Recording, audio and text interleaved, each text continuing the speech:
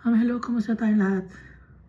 I praise the Almighty Father, the Creator of heaven and earth, for He is good, He is just, He is righteous, He is holy, full of mercy and grace. Our Father is powerful, omniscient, omnipresent, omnipotent. We breathe because our Father breathed into our nostrils. We live because our Father gave us life.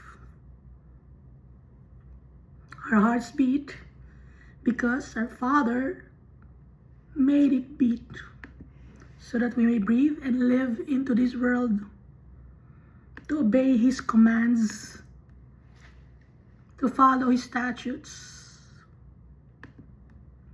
to have faith in Him, to serve Him, to love Him. And His grand master plan is for us to inherit His kingdom that will never end. And so, our Father sent to us Jesus Christ, our Savior, the only Redeemer, the only mediator to the Almighty Father. No one else but Jesus. Our Father exalted the name of Jesus above all names. He's the Lamb of God, the man clothed in linen with an inkhorn, the bread of life, the commander of the army of the Almighty Father. He's the coming King, the King of kings and the Lord of lords. And Jesus is also our friend. He gave His life for His friends. We are the friends of Jesus. Jesus loves us, just as our Father loves us also. And Jesus prayed to the Almighty Father to send to us the Holy Spirit, so that even if we are in this world, we can communicate to our Father and to Jesus Christ through the power of the Holy Spirit. And when we pray, we will use the name of Jesus Christ. So last time we read Psalms chapter 1 up to 5. So sinasabi dito yung Psalms chapter 1 up to 5. Alam natin na itong Psalms, author nito is the Almighty Father, written by David. So inspired by the Holy Spirit. Si David,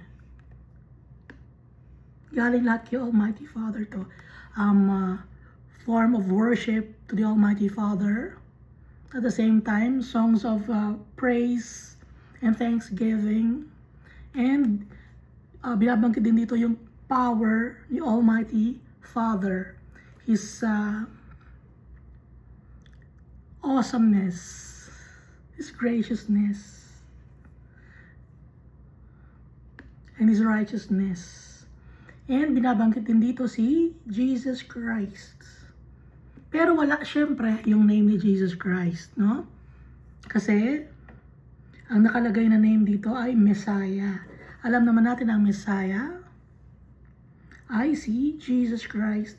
Kaya si David, he was also a prophet. Servant of the Almighty Father. Kahit siya ay King of Israel, he was the servant of the Almighty Father.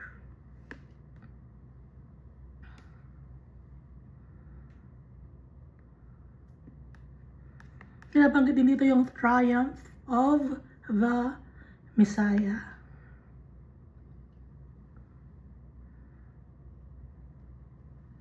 You are my son, today I have begotten you. Words to the Almighty Father patungkol kay Jesus Christ or Yeshua.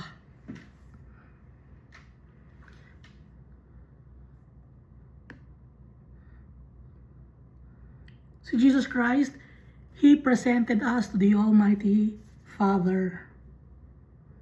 At tayo naman, ibinibigay naman tayo ni Almighty Father kay Jesus Christ.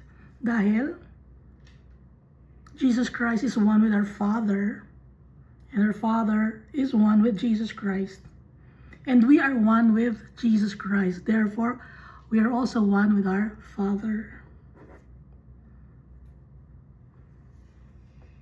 Iisa ang puso. So since nasa hearts natin si Jesus Christ, si Almighty Father, nasa hearts din natin, at ang Holy Spirit.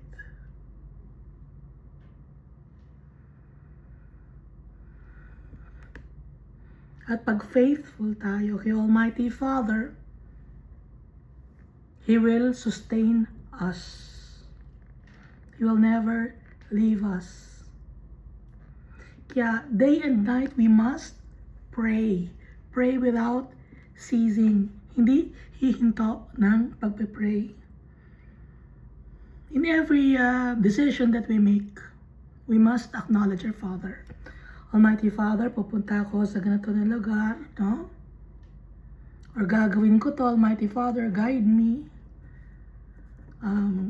Anything that we do, magluluto, Lord, ingatan niyo po ako sa aking pagluluto. Hindi ako masugatan sa kamay habang naghihiwa, no? Kaya in everything that we do, we must acknowledge our Father. Ask for His guidance.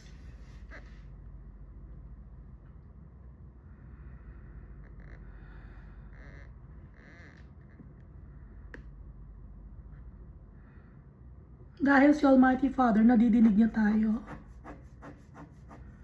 At madidinig niya tayo if our hearts are clean. Paano magiging clean ang hearts natin? By asking for forgiveness. Dahil tayo nagkakasala tayo dito sa mundo. Hindi pa tayo perfect. But yung mga trials and tribulations na experience natin, pag napagwagyan natin yon, we are being perfected. So yung mga trials and tribulations na pagdaanan ni Jesus Christ yun, He's victorious. And so we will also be victorious if we follow the teachings, the examples of our great teacher, Jesus.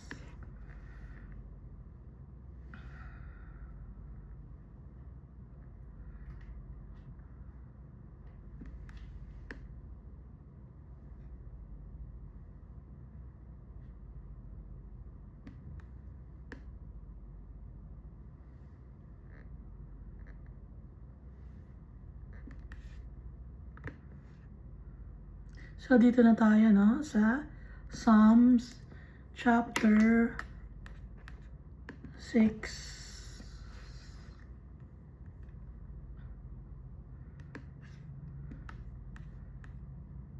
Pag distress tayo, pag anxious tayo, kanino tayo lalapit?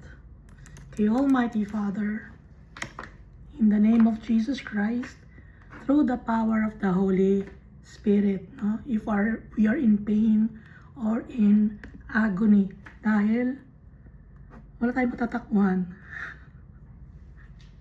Yung kalakasan natin, ang strength natin, si Jesus Christ, si Almighty Father.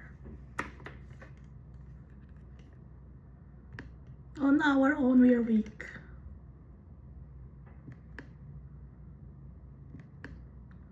So, Psalms chapter 6, O Lord, do not rebuke me in your anger, nor chasten me in your hot displeasure. Have mercy on me, O Lord, for I am weak. So dito, ina-acknowledge natin, no? I-acknowledge natin na tayo ay weak. Kasi pag sinasabi natin na tayo ay weak, our Father will strengthen us. Magpapakumbaba tayo. Humble ourselves before our Father. Ayaw ni Almighty Father ng arrogant, boastful, or prideful. My soul also is greatly troubled, but you, O Lord, how long? Return, O Lord, deliver me. O save me for your mercies sake. Humingi ng tulong dito si David. And applicable din sa atin ito.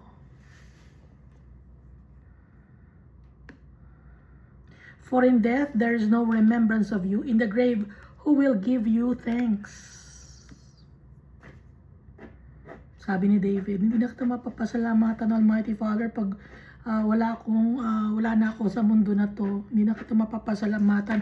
Hindi na makikita ng mga tao kung paano kita purihin. Kung paano kita sambahin, kung paano ako magpasalamat sa iyo. So gusto ni David na makita ng mga tao kung paano niya pasalamatan si Almighty Father.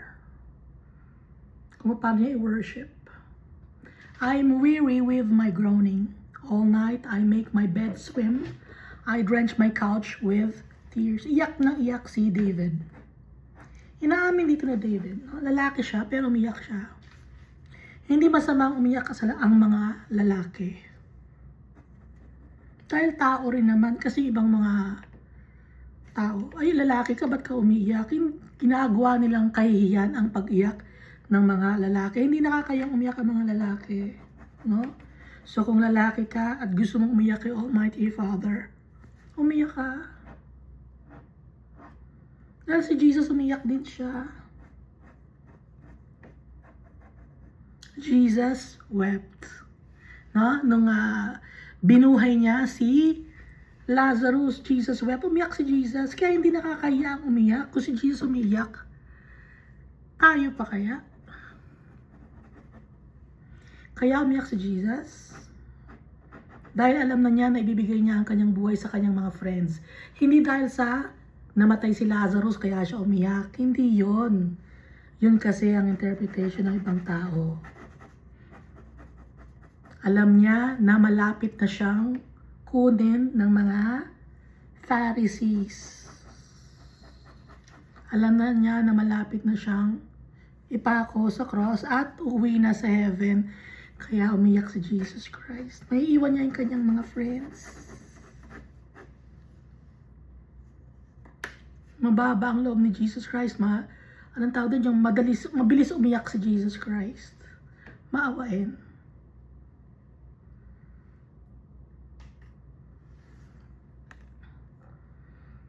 Kaya kung gusto nating umiyak kay Almighty Father, iyak natin, no?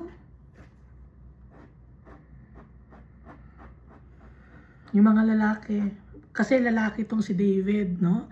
Yung sa babae, natural lang na umiyak kay mga babae. Pero yung mga lalaki, pinipigil nila. My eye wastes away because of grief. It grows old because of all my enemies. Sabi ni David. Depart from me, all you workers of iniquity. Layuan niyo ako, mga wicked people. For the Lord has heard the voice of my weeping. The Lord has heard my supplication. The Lord will receive my prayer. Let all my enemies be ashamed and greatly troubled. Let them turn back and be ashamed suddenly. Kasi nga maraming enemies si David. Ang mga enemies niya, mga Gershonites, Girgashites, Hivites, Gittites, ano pa ba yung mga enemies niya na madami? Jebusites, Canaanites, ano pa ba yung mga yun? So noong time na to, ang kalaban ni David, mga tao. Tayo, hindi na ngayon tao ang kalaban natin, kundi principalities and the forces of darkness of this world. Dahil yung tao, mamalit natin.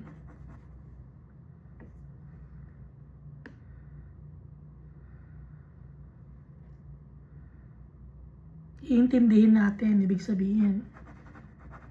Magiging patient tayo. Ang hirap, no? Ang hirap maging patient sa tao.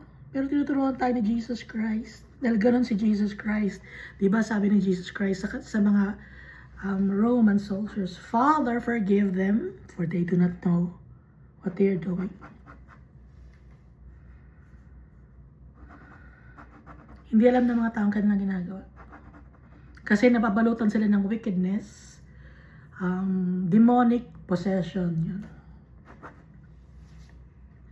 So dito na tayo sa Psalms chapter 7. O Lord my God, in you I put my trust.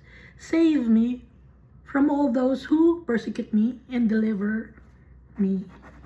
Humingi ng protection si David kay Almighty Father from the forces of darkness. Yung mga nagpa-persecute sa kanya. So dito sa chapter 7, ang nagpa-persecute sa kanya ay si Cush, a Benjamite. Alam naman natin ng Benjamite, si King Saul ay isang Benjamite. No? So itong si Cush, kakampi niya si King Saul. Kaya galit itong si Cush kay David. Kaya humihingi ng tulong si Almighty Father kay David, kay Almighty Father. Dahil alam natin na powerful si Almighty Father. Siya ang ating kakampi. So si David wala siyang malapitan, hindi niya malapitan yung kanyang mga kapatid, mga anak, mga asawa, dahil marami siyang asawa. Tatay niya, hindi niya malapitan. Sinong nilalapitan niya? King siya. Ang nilalapitan niya ay ang Creator of heaven and earth. Ang Creator natin. Tuloy natin, verse 2. Lest they tear me like a lion, rending me in pieces, while there is none to deliver. Alam kasi ni David na ang mga tao, limited lang ang capacity natin to help people. Pero si Almighty Father, boundless, omnipotent,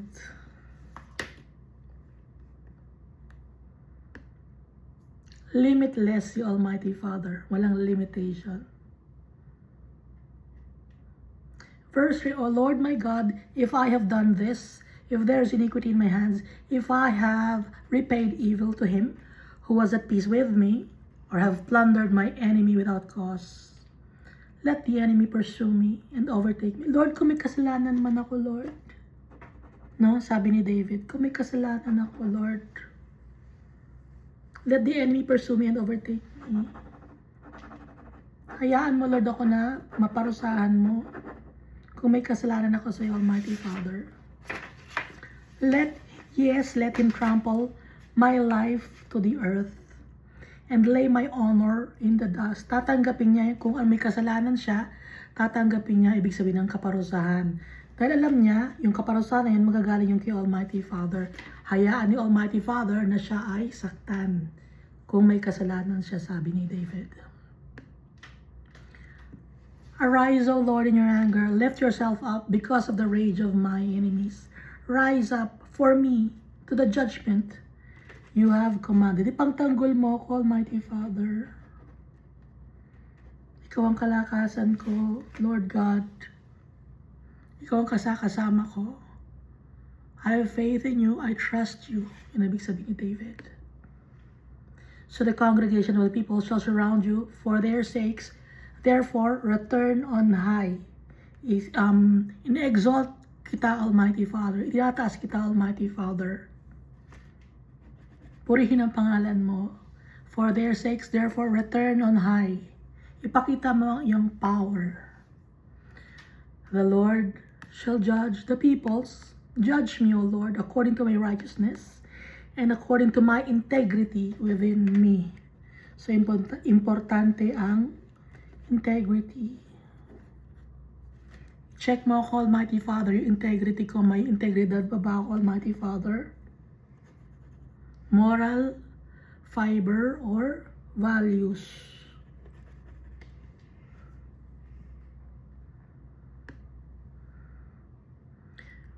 Meron pa ba akong credibility, no?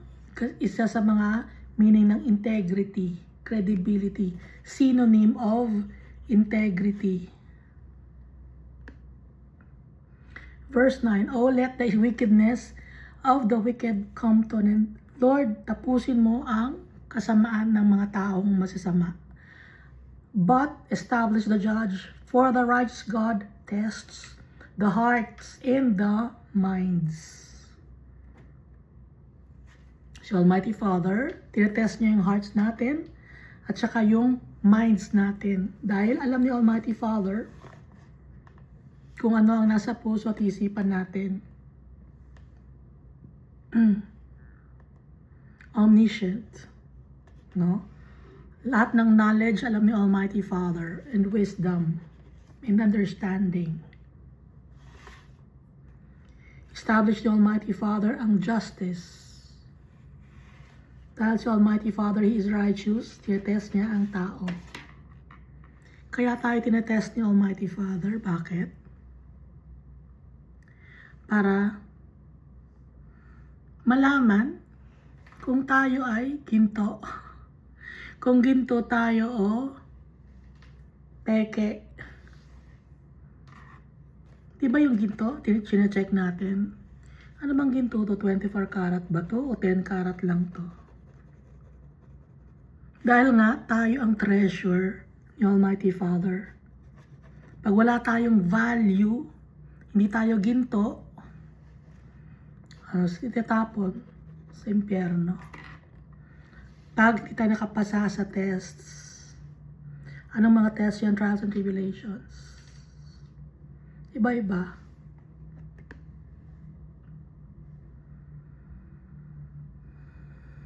My defense is of God, who saves the upright in heart. So, ang nagde-defend sa atin, si Almighty Father. Pag maayos tayo, save tayo ni Almighty Father, didinggin niya yung prayers natin. Paano tayo magiging maayos? Kung nasa hearts natin si Jesus Christ, if we trust in Jesus Christ. Nung time ni David, wala pa si Jesus Christ, hindi pa pinapanganak. So ngayon, pinadali na. Dahil ang burnt offering, sin offering, grain offering, thanksgiving offering, si Jesus Christ.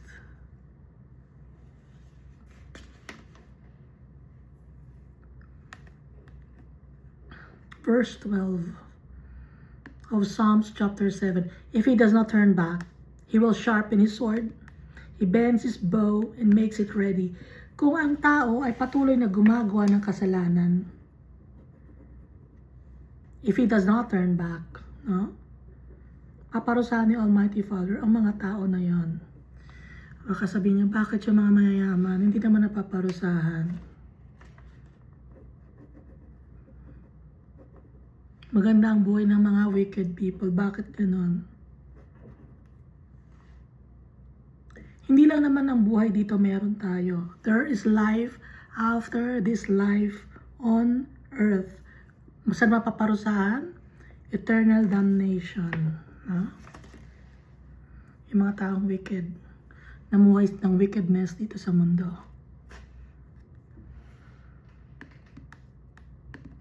He bends his bow and makes it ready. He also prepares for himself instruments of death.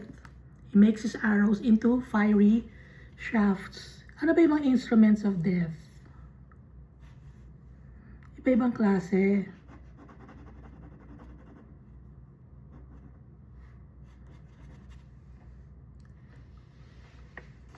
Mayroong sakit, mayroong betrayal, mayroong ibang tao ang gumawa ng wickedness, no? Yon ay iba-ibang ways, instruments of death.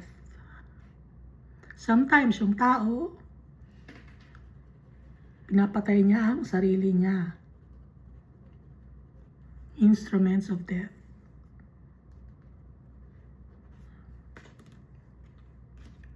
Kaya dapat, we must turn back to our Father. Bumalik tayo sa tatay natin. Verse 14, behold, the wicked brings forth iniquity. Yung mga tao na they kill themselves, may mga bagay silang hindi matanggap. Alam ko yon. Nandun na rin yung pride and hopelessness, helplessness. At merong lumulukob na wickedness sa tao na nagpipilit sa kanya to kill himself. Sino yon? Demonic entities.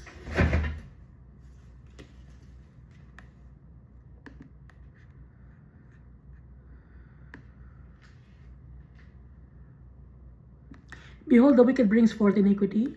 Yes, he conceives trouble and brings forth falsehood. Kasinungalingan.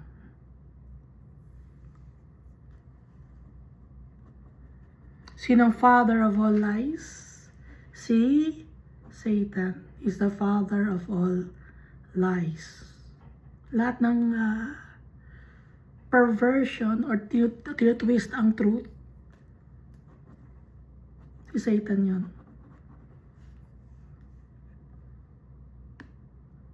He made a pit and dug it out and has fallen into the ditch which he made. So pag sinunod natin ang udyok sa atin ng wickedness, tayo na ang nagde-decide for ourselves.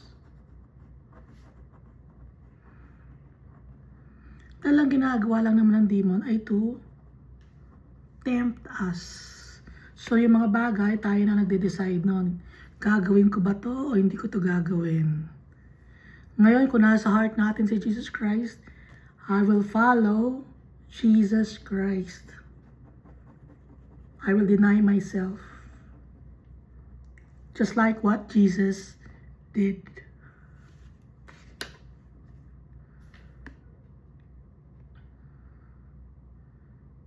Kasi meron tayong free will. So pag napunta sa impyerno ang kaluluwa ng isang tao, walang sisihan yon. siya kasi, hindi mo masasabi yun. Kasi alam mo deep within, bakit ka pumayag? Bakit ka nagdesisyon ng mali? Dahil meron tayong, pagdating natin kasi dito sa mundo, kanya-kanya tayo ng puso at isipan. Bigay sa atin ni Almighty Father. Ayaw ni Almighty Father ipilit ang sarili niya sa atin. Gusto niya tayo mismo ang mag-decide. Yun ang pagkakaiba natin sa mga animals. Meron tayong soul and spirit. Ang mga animals walang ganon. Kaya nga tayo ang treasure ni Almighty Father. Kaya nga sa atin umiikot ang pagmamahal ni Almighty Father.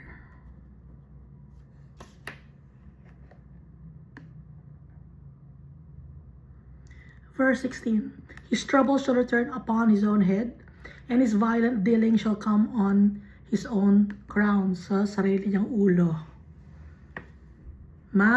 Marirealize niya on his own. Magsisisi siya pag nasa impyerno na ang kaluluwa niya. Sa ngayon, hindi pa nagsisisi ang mga tao pero pag late na saka sila nagsisisi. Sana ngayon pa lang, no? Lumapit na tayo kay Almighty Father. By obeying His commands. Ay isa sa mga commands ni Almighty Father, to listen to Jesus Christ. Pag hindi tayo nakikinig kay Jesus Christ, hindi tayo kaisa ng tatay natin. If we don't have faith in Jesus Christ. Dahil sa Jesus Christ, He also forgives sins like the Almighty Father. At sumusunod din kay Jesus Christ ang mga hangin, no? Powerful si Jesus Christ. at kasama na ni Almighty Father si Jesus Christ when this world was created. Kaya nga sabi ni Jesus Christ, mas matanda pa siya kay Abraham dahil na-meet ni Jesus Christ si Abraham bago sunugin yung Sodom and Gomorrah.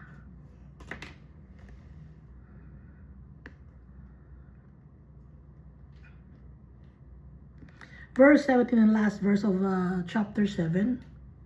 I will praise the Lord according to His righteousness, and I will sing praise to the name of the Lord Most High.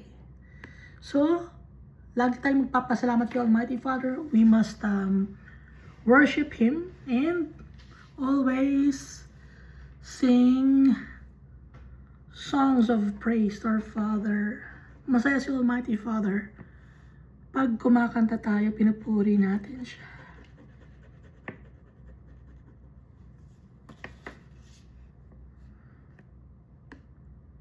So dito na tayo is Psalms chapter 8.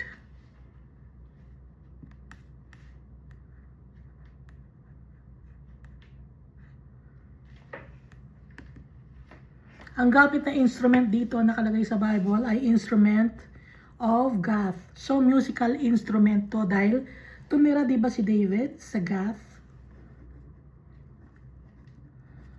No, natandaan ba ninyo? Natandaan na ba kaya? Tumira si David sa Gath. Lumapit siya sa King of Gath, no? So, itong instrument na gamit niya ay yung instruments ng mga Gittites. Musical instruments. Chapter 8. O Lord, our Lord, how excellent is your name in all the earth, who have set your glory above the heavens. So, yung mga kinakanta natin ng mga Christian songs, may mga lyrics galing dito kay sa Book of Psalms. O Lord, our Lord, how excellent is your name in all the earth, who have set your glory above the heavens. Out of the mouth of babes, nursing infants, you have ordained strength, because of your enemies, that you may silence the enemy and the avenger.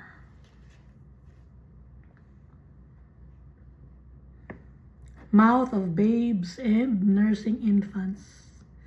Binigyan mo ng strength sa iyo manggagaling, Almighty Father, kahit na bata pa or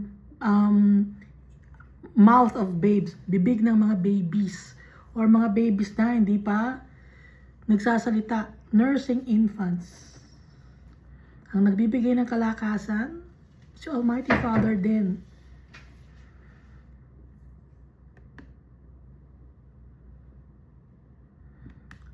That you may silence the enemy and the avenger.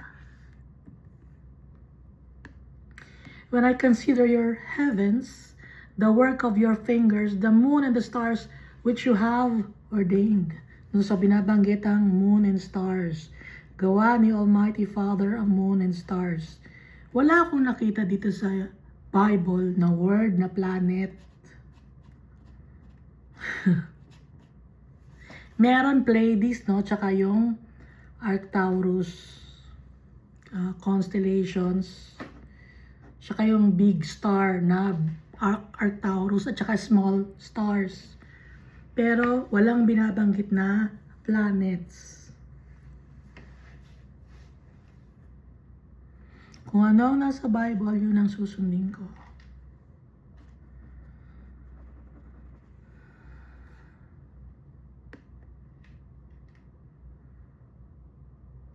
Dahil lahat nandito sa Bible.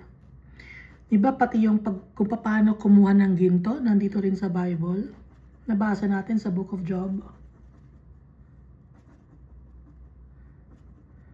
Pati yung mga gamot, na halamang gamot, nandito rin sa Bible. Yung mga madaling mabulok na kahoy, nandito rin sa Bible. Yung mga matitibay na kahoy, nandito rin sa Bible. Yung kahoy na mabango, nandito rin sa Bible. Lahat nandito.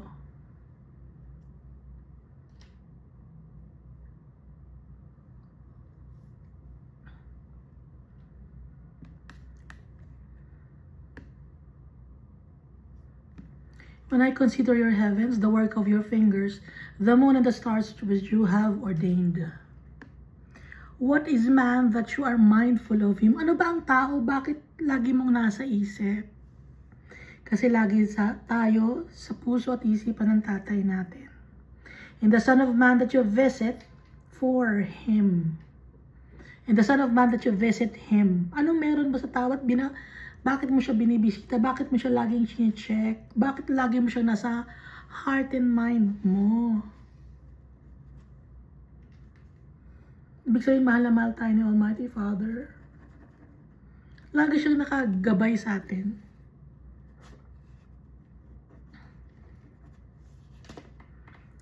So, ang mundo, ginawa ni Almighty Father for us. Para dito niya tayo ilagay sa mundo.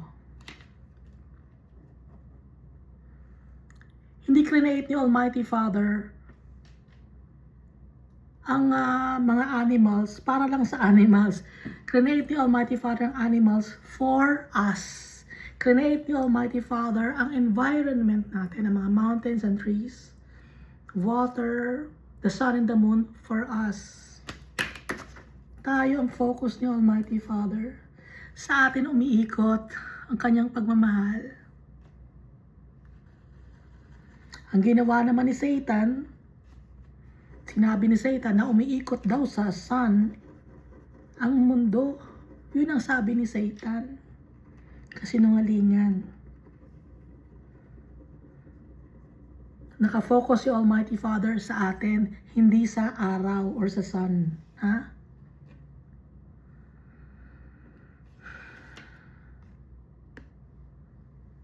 Geocentrism. Gumawa kasi ng kasinungalingan si Satan na up to now, ina-adapt ng mga tao yung kasinungalingan na yun. Kaya yung kasinungalingan, inuulit ko, no? Example, malinis sa papel ko. Malalagay ng isang kasinungalingan. Nadagdagan na naman. O batik-batik na, hanggang sa punong-puno na ng dumi. Ha? Nawala na yung truth, nawala na yung kalinisan ng papel. Puro na lang drawing. Parang ito, puro na lang drawing. Sinulat ko. Kanina malinis. Ha? Kanina malinis yung papel. Malinis na ganyan yung papel. Ngayon, dahil sa dinamihan ko yung drawing, naging madumi na yung papel kung ano na nakalagay. Kasi nga, in-example ko lang, no, inihalin tulad ko sa papel. Yung truth.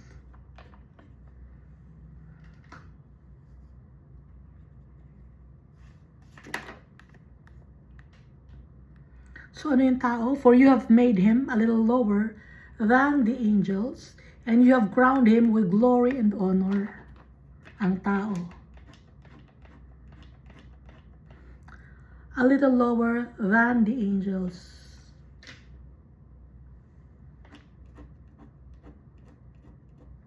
Pero nakalagay sa 1 Corinthians chapter 6 verse 3, do you not know that we shall judge angels? How much more things that pertain to this life. So, habang nandito tayo sa mundo, a little lower than the angels. And then, pag nakapasa tayo sa trials and tribulations, nakapasa tayo kay Almighty Father, nakakuha tayo ng 100% dahil kinopya natin si Jesus, ginaya natin siya. Tayo na ngayon ang magja-judge sa mga angels. Anong mga angels itong i-judge na to? Ito ay mga fallen angels. Kaya si Satan galit sa atin. Gusto niya tayo mapunta sa impyerno para hindi natin siya ma-judge.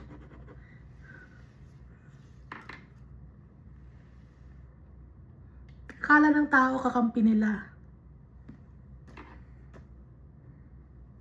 Dahil nga sinungaling eh. Binigyan tayo ni Almighty Father ng glory and honor. At saka sa Book of Revelation, makukuha na natin ang ating reward ng sabay-sabay. Yun na yung graduation day natin. yung inheritance natin, makukuha na natin. So si Daniel, hindi pa rin niya nakukuha ang kanyang inheritance. Iniintay tayo.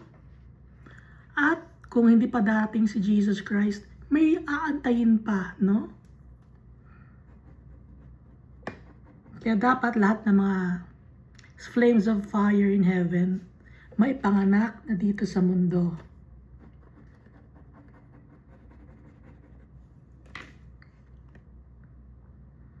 Para dadana sila ng trials and tribulations, at pag nakapasa sa trials and tribulations, babalik yung Almighty Father sa end of times, dun na yung ating reward. Naintindihan ba natin Iska? Naintindihan ko sa sarili ko. So si David hindi pa rin niya nakukuha. Kaya nga lagi sinasabi ni Almighty Father kay Abraham, Isaac, rest with your fathers, rest with your Daniel, rest with your fathers. Hanggang hindi pa dumating ang iba nyo pang mga kasama. Tayo makakasama. Tayo na makakapasa. Paano tayo makakapasa? Dapat nasa heart natin si Jesus Christ.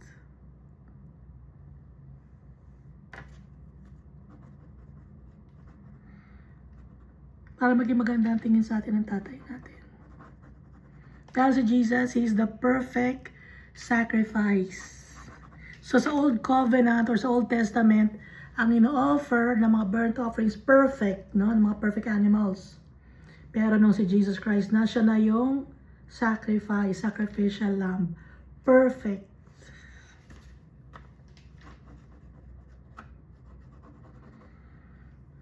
Once and for all na lang yun. Ginawa yung sacrifice ni Jesus Christ.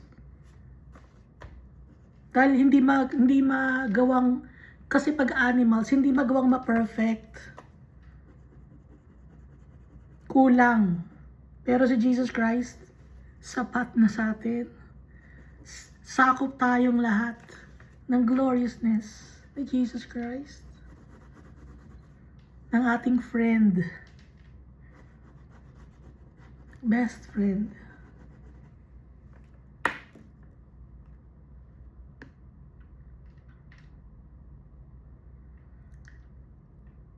Mataas ang tingin sa atin ni Almighty Father. High expectations. Kasi nga, kamukha niya tayo. He created us in His image and likeness. At hindi siya natutuwa pag may napupuntang mga souls sa impyerno. Ng sayang. Diba nabasa natin sa mga version na si Almighty Father hindi siya natutuwa pag may napupuntang kaluluwa sa impyerno. Verse 6, you have made Him to have dominion over the works of your hands. You have put all things under His feet sa tao. Binigay sa atin lahat ni Almighty Father. Nas tayo ang may dominion sa mundo na to, hindi ang mga animals. Kaya ang mamahalin natin ay ang mga tao, first and foremost, bago ang animals. Pero ang ginagawa ng mga tao, mas minamahal ang mga animals. Hinuhusga ng tao kumpara sa animals. Pag animals, kawawa naman animals. Pero pag tao, hindi hayaan mo siya, makulong siya, gano'n. Mali yun. Dahil ang tao may dominion sa mga animals, sa environment na bigay ni Almighty Father sa atin.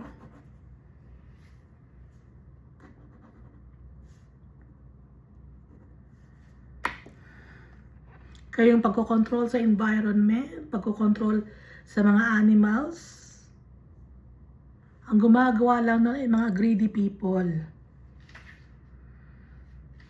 Tinuturuan ng mali ang tao.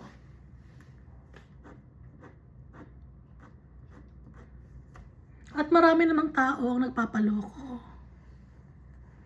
Hindi tayo mauubusan ng animals. Hindi tayo mauubusan ng pagkain. Kaya lang tayo nauubusan dahil sa greediness of the people. Kaya tayo naubusan dahil masama tayong tao. Kaya tayo nagugutom. Kaya tayo naghihirap. Hindi dahil sa nagkukulang ang animals. Ha? Sapat para sa atin lahat. Ang nandito sa mundo.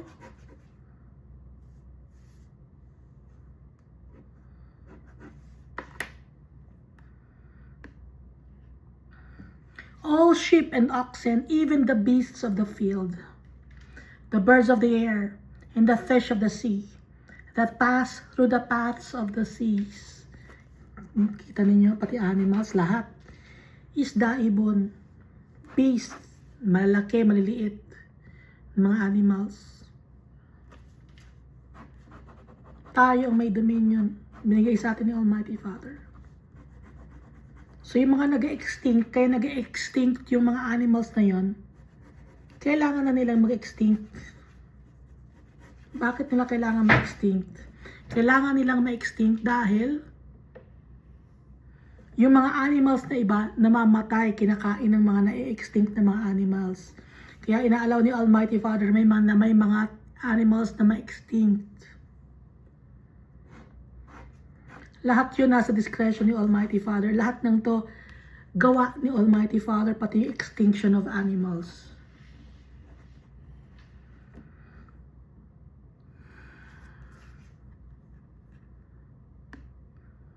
Inilaw ni Almighty Father magkaroon ng scarcity rin sa mga pagkain. Pero sapat ang pagkain sa atin. Inalaw niya na yung mga greedy people, inalaw niya yon, hinayaan niya dahil tayong lahat matigas ang ulo natin. Namumuhay tayo sa kasalanan. Mayaman o mahirap. Matigas ang ulo natin. Pagka sinabi nyo, di, konti lang ang kasalanan ko nagsinungaling. Kahit konti lang kasalanan. Kasi we are called to be holy, to be righteous like our Father. Kaya tayo damay-damay sa hirap ng buhay.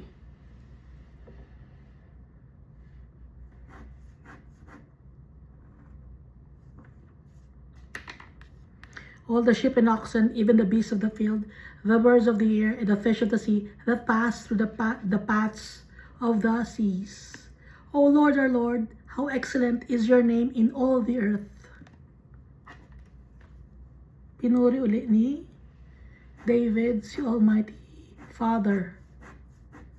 Magpapasalamat ni David sa blessings sa mga gawa ni Almighty Father. Tayo ba nagpapasalamat ba tayo? Pag kumakain tayo, nagpapasalamat ba tayo?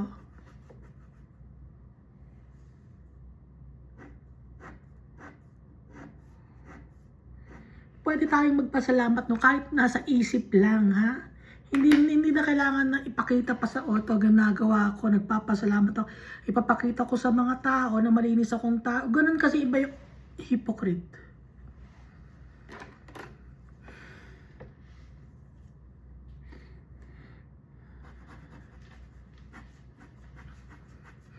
Gusto pang ipakita na, reliyoso ako, nagdadasal ako. Pwede kang magpasalamat ng tahimik, ha?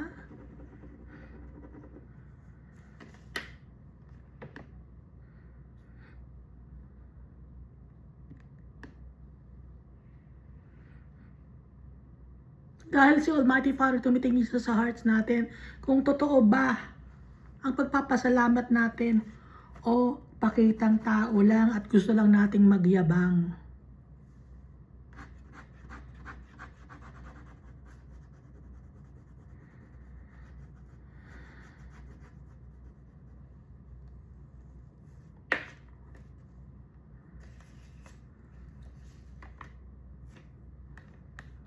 Psalms chapter 9.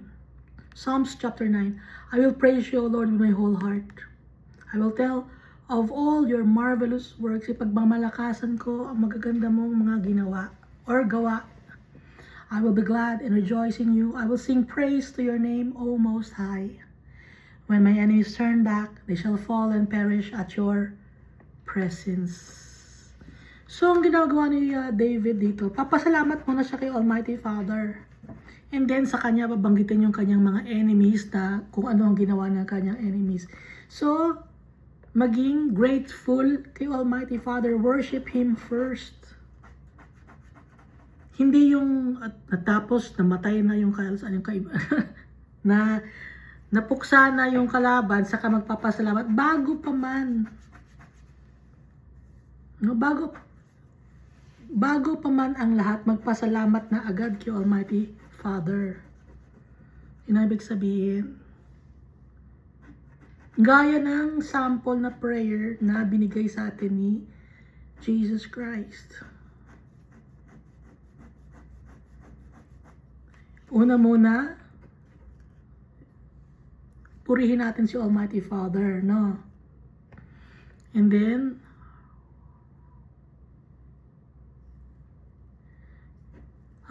supplication.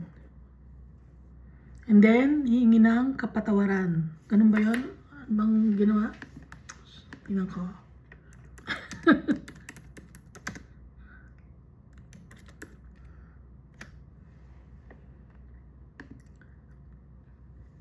Nag-worship muna kay Almighty Father. Our Father in heaven, hallowed be your name. Purihin ang pangalan mo. Your kingdom come, your will be done. Matupad ang mga gusto mo dito sa lupa at sa langit. Ibig sabihin, kung ano ang gusto mo, Lord, ikaw masusunod.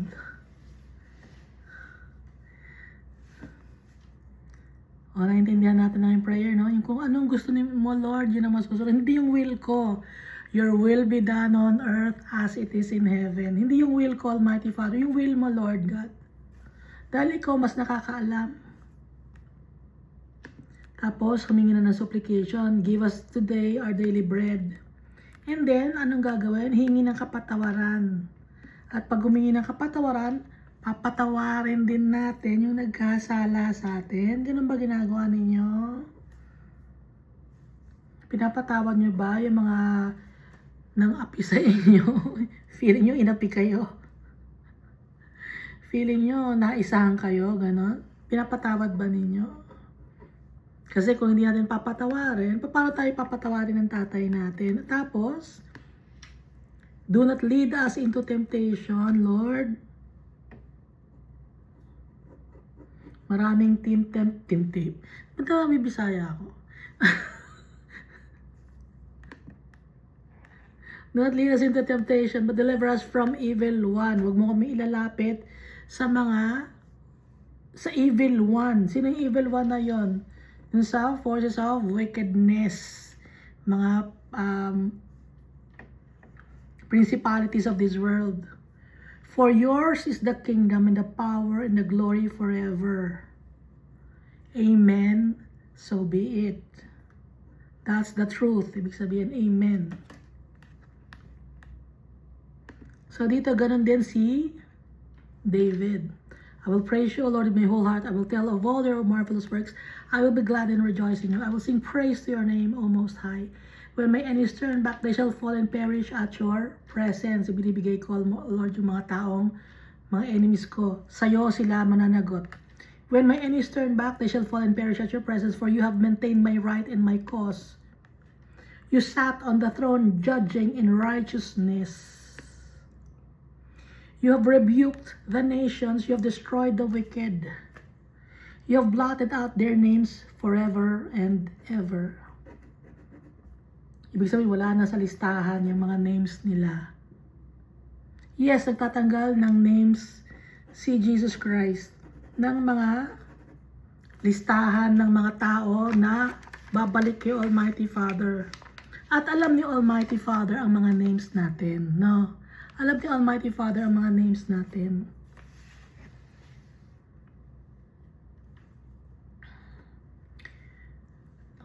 Nalaman ko, yung mga hayop pala na mga binibreed, yung halimbawa sa poultry, ano ba yun? Sa cattle, pag nagpapadami ng cattle, tsaka ng sheep, tsaka ng baboy, hindi nila pinapangalanan yung mga baboy. Hindi nila binibigyan ng pangalan yung mga manok at saka yung mga cow. Kasi pag nilagyan ng pangalan na napapamahal yung tao sa animals, hindi sila nakikipag-close. Yung mga nag-aalaga ng animals, hindi sila nakikipag-close sa kanilang mga animals na inalagaan.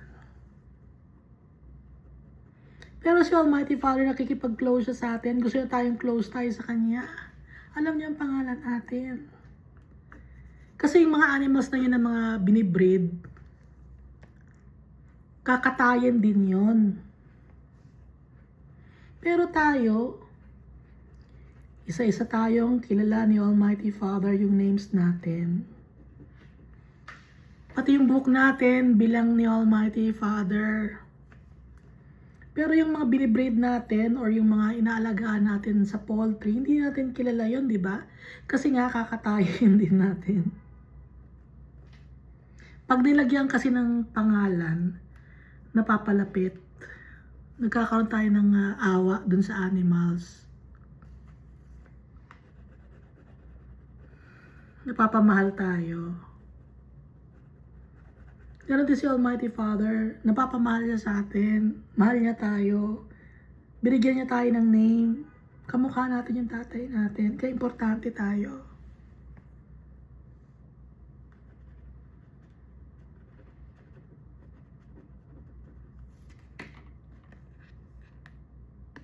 Kaya ako alam kasi nga may nag-aalaga ng baboy, tinanong ko, bakit hindi mo binibigyan ng pangalan niya mga baboy pag nanganak? Ay, hindi na. Sabi niya, hindi, ayoko. Baka ano lang, yung ma-hurt siya pag nilagyan niya ng pangalan yung mga animals kasi nga, kinakatay din or binibenta.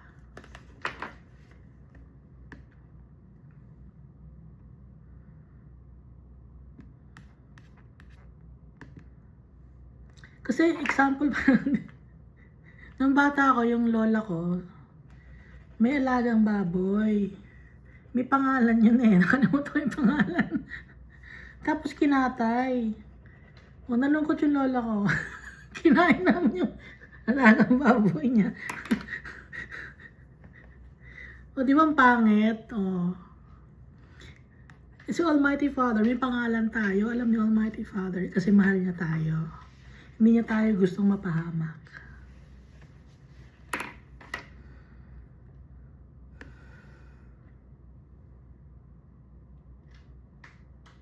I will praise you, O Lord, with my whole heart. I will tell of all your marvelous works.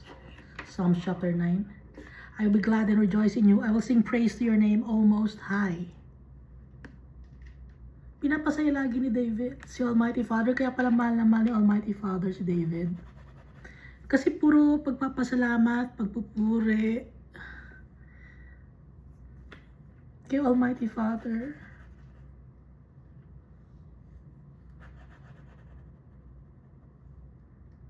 Kaya pala mahal na mahal ni Almighty Father si David.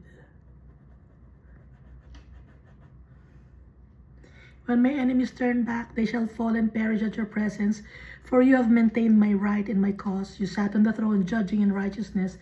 You have rebuked nations. You have destroyed the wicked.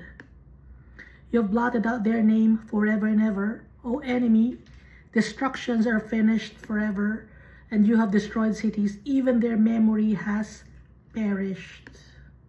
But the Lord shall endure forever. He has prepared his throne for judgment. He shall judge the world in righteousness, and he shall administer judgment for the peoples in uprightness. Simula noon hanggang ngayon, ganito pa rin si Almighty Father. Hindi siya nagbabago. Our Father will never ever change. He will be righteous and holy for all eternity. He will be for us for all eternity.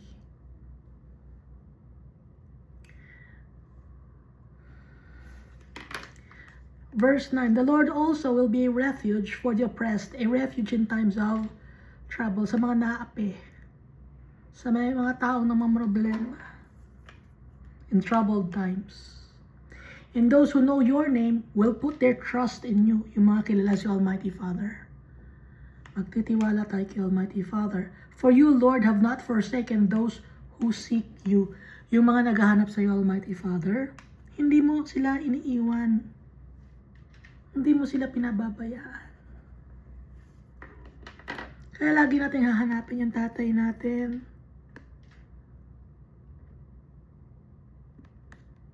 Verse 11, sing praises to the Lord who dwells in Zion, declare His deeds among the people. Ipagmakaingay natin yung gawa ni Almighty Father, yung righteousness niya, yung holiness niya, yung gloriousness niya, yung loving kindness niya. Ipamuhay natin nang sa ganun makita ng mga tao.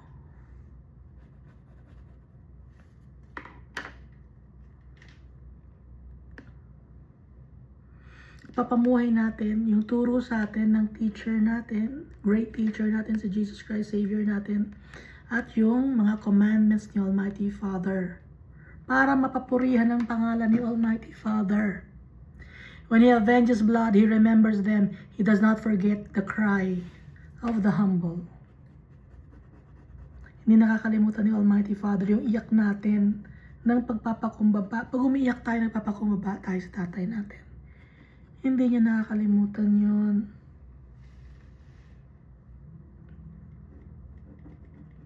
Kaya napabasa natin to, pinapaalam sa atin ni Almighty Father na hindi niya tayo nakakalimutan. Yung iyak natin. Bawat patak ng luha natin. Alam ni Almighty Father. Have mercy on me, O Lord. Consider my trouble from those who hate me. You will lift me up from the gates of death.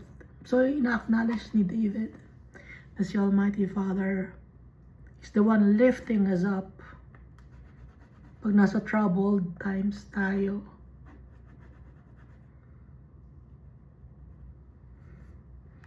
That I may tell of all your praise. Nang sa ganun, may pagmalakasan ko, masabi ko sa mga tao, ang power mo in the gates of the daughter of Zion sa buong mundo. I will rejoice in your salvation. The nations have sunk down in the pit which they made, in the net which they hid. Their own foot is caught. Yung mga kalaban daw, sabi ni David, sila na ang gumawa ng kanilang sariling hukay. Nasilo sila ng sarili nilang net na capture sila ng kanilang sariling trap. The Lord is known by the judgment He executes. The wicked is snared in the work of his own hands. Kaya tayo napapahamak dahil sa gawa natin. Ibig sabihin, yung mga wicked, no? Pag wicked tayo, napapahamak tayo dahil sa sarili nating kagagawan. Hindi gawa ni Almighty Father, tayo mismo ang naghahanap ng gulo. Kaya dapat, maging faithful tayo kay Almighty Father. Acknowledge Him and ask for forgiveness. Pag may kasalanan tayo, hingi tayo ng tawad. Meditation, Selah. The wicked shall be turned into hell, and all the nations that forget God. May mga tao that they don't want to acknowledge the Almighty Father. They don't believe in the Almighty Father and Jesus Christ. They will get what they deserve, and that's eternal damnation. They don't want to acknowledge the Creator of heaven and earth.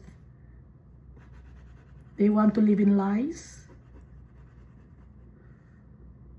They'll be thrown to Hades or Sheol.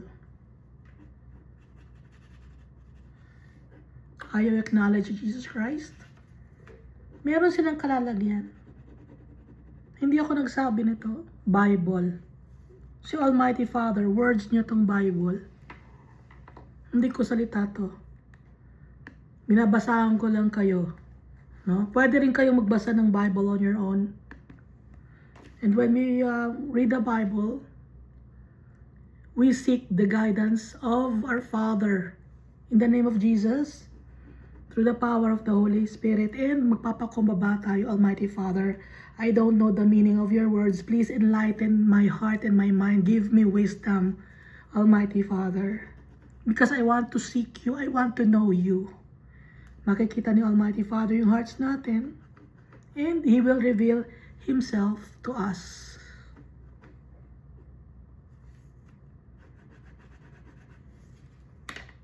For the needy shall not always be forgotten. The expectation of the poor shall not perish forever.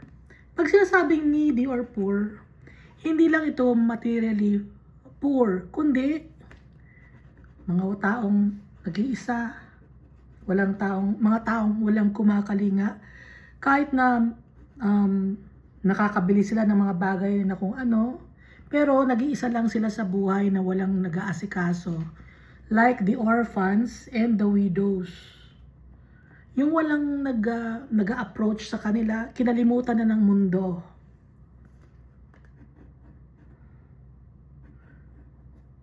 Pag umiyak ang mga taong ito kay Almighty Father, didinggin ni Almighty Father.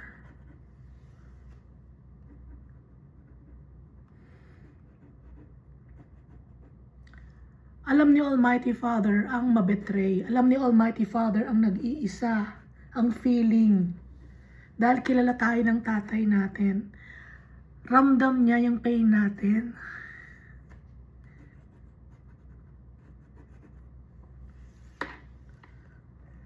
Dahil siya ang creator natin. Kilalang-kilala niya tayo. Arise, O Lord. Do not let man prevail. Let the nations be judged in your sight. Put them in fear, O Lord, that the nations may know themselves to be but men. Ipakita mo, Lord, sa mga tao na tao lang sila, na wala silang kakayahan, that they are only mere men, hindi sila Diyos. Na pag wala ka, Almighty Father, walang magagawa ang tao. Yun ang ibig sabihin ni David. At pinapa-intindi sa atin ni Almighty Father din yun. Na kung wala si Almighty Father, wala tayo. Weak tayo pag wala sa atin ang tatay natin. Dahil ang kalakasan natin ay yung creator natin.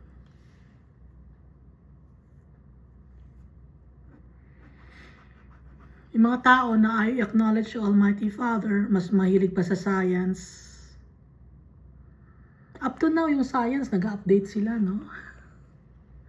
Ina-update nila yung kanilang mga experimentation and observation. Hindi sila matapos. develop ng gamot, hindi matapos. Hindi alam ng tao, limitado lang ang utak natin. Binigyan ni Almighty Father ng limit tayo. May isang tao ko nabasa sa internet. Marami siyang pera. Each month yata $1 million ang ginagastos niya para hindi siya tumanda. Binenta niya yung kanyang multi-billion company. Tapos nabuhay siya to maintain his visage, maintain yung kanyang face, yung body niya. 1 million ang ginagastos niya buwan-buwan. Wala nangyari. Hindi niya naramdaman, hindi niya nakikita yung sarili niya na tumatanda siya kahit 1 million ang ginagastos niya.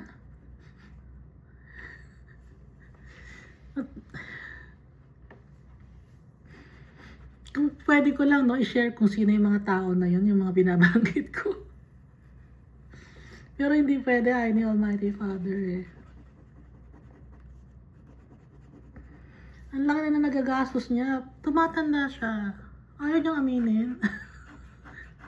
Gusto niyang mabuhay sa kasinungalingan na kahit na pera, hindi mai-stop yung pagtanda mo kahit madami kang pera. Kahit na yung health mo, kahit madami kang pera, yung health mo, pa rin, deteriorate pa rin. Dahil ang totoong kalakasan natin, si Almighty Father. Kaya magpasalamat tayo kay Jesus Christ. Bakit? Dahil si Jesus Christ, He presented to us our Father. Napalayo tayo sa tatay natin. Hindi natin siya kilala. Ang ginawa ni Jesus Christ, He introduced to us our Father, na yung tatay natin mabait, na madaling lapitan, na mapagmahal, na hindi tayo iiwan. Kaya lagi tayong pasalamat kay Jesus Christ sa tatay natin. Thank you, and God loves us all so much.